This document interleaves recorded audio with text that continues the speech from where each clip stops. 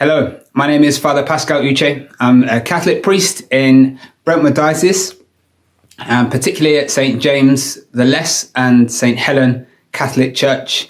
And it's a great joy and pleasure to be a priest and to be with you to share something of that journey.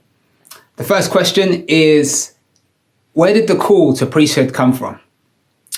Well, I always say that it begins with my baptism with my lovely parents and three lovely sisters. We had a family of faith. And so before I was a year old, I was baptized and called in my baptism to live a life of holiness. Not that I ever thought about being a priest.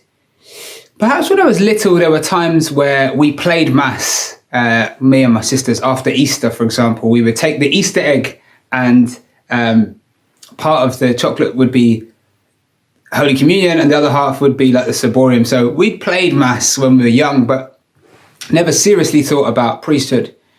I guess when my faith became a bit more important to me, I remember an occasion of kneeling down and praying at the end of a day and having an image that the Lord placed in my head of me dressed as a priest. And I got up from that moment of prayer quite abruptly thinking, nope, I don't feel that that's the way I want to live my life, or that I want to be a priest.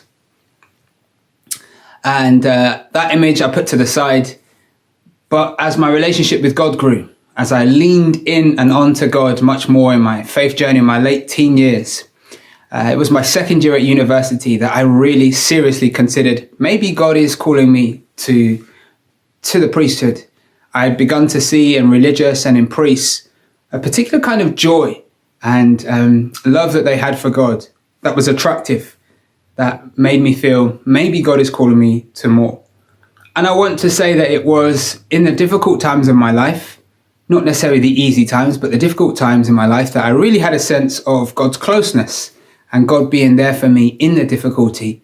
And that fostered a deeper relationship with God, which meant I could hear him more and have a clearer sense that he had a purpose and a plan for me.